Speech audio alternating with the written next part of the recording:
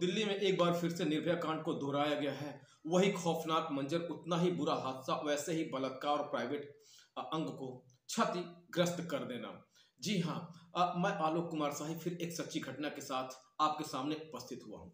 ये घटना 10 से 11 अक्टूबर की रात को है, जहां उड़ीसा से एक लड़की कुछ सपने लेके दिल्ली में आती है। वो लड़की हाईली टैलेंटेड है। उसने सोशल वर्क में मास्टर्स की डिग्री लिया हुआ है, नर्सिंग का कोर्स किया हुआ है तथा साथ में 3 भाषाओं का उसे ज्ञान है। जाहिर सी बात है, वो एक अच्छे लाइफ के लिए, अच्छी नौकरी के लिए दिल्ली में आई हुई थी और कुछ दिनों से वो ननों के साथ रह रही थी। काम की तलाश में निकली थी, घर वापस लौटने का मतलब हॉस्टल वापस लौटने का प्रयास कर रही थी। रास्ते में इंसान के रूप में उसको भेड़िए मिलते हैं और अपने साथ चलने के लिए कहते हैं, मतलब ऑटो में बैठ जाओ, मैं आपको वहां तक छोड़ दूंगा। लड़की विश्वास करके उस ऑटो में बैठ जाती है और ये दरिंदे सुनसान जगह पे लेके जाते हैं, राजघाट जैसे स्थल पे लेके जाते हैं और इसके साथ लगातार कई घंटों तक बलात्कार करते हैं। हैवानियत की पूरी जितनी पटकथा हो सकती है वो लिखते हैं और इसके साथ जब लड़की प्रतिरोध करती है तो उसके प्राइवेट पार्ट को भी क्षतिग्रस्त कर देते हैं। उसके बाद उसी खूनी हाल में, लथपथ हाल में, उसके प्राइवेट पार्ट से जहां लगातार खून रिस रहा था, उसी हाल में उसको ऑटो से ढकेल के चले जाते हैं।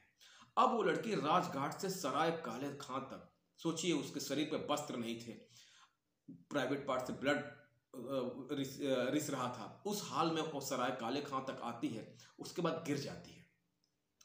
कहा जाता है कि बड़े शहरों में भीड़ तो बहुत होती है लेकिन अपने लोग बहुत कम ही होते हैं। उस लड़की को कई लोग देखते हैं सड़क के किनारे, लेकिन किसी ने भी मदद का हाथ नहीं बढ़ाया। वो तो भला हो उस नौसेना अधिकारी का जो उस रास्ते से गुजर रहे थे, उसने उस लड़की को देखा, पुलिस को फोन किया और हॉस्पिटल में ले जाके एडमिट किया। जब डॉक्टरों ने उस लड़की का हालत देखा तो वो सन्न रह गए तथा तत्काल उसको ट्रीटमेंट दिया जा रहा है, लेकिन हालांकि लड़की कुछ बताने के और बोलने के अभी हालत में नहीं है ताकि उसका बयान लिया जा सके। आरोपी गिरफ्तार किए जा चुके हैं। आरोपी में एक प्रभु है, कबाड़ी का काम करता था। प्रमोद और शमसुल ये ऑटो चलाने का काम करते थे। और एक आदमी और था जो अभी फरार है, दिल्ली पुलिस उसकी तलाश कर रही है। दोस्तों, बात इतनी से नहीं है, बात हमारे लड़कियों की सुरक्षा की है, उनके फ्यूचर की है। क्या निर्भया कांड के बाद अभी भी ऐसे कड़े नियम कानून नहीं बने हैं जो ऐसे लोगों में भय उत्पन्न कर सके कि अगर रेप का ख्याल आता है तो उनको अपने मौत का तांडव नजर आने लगे?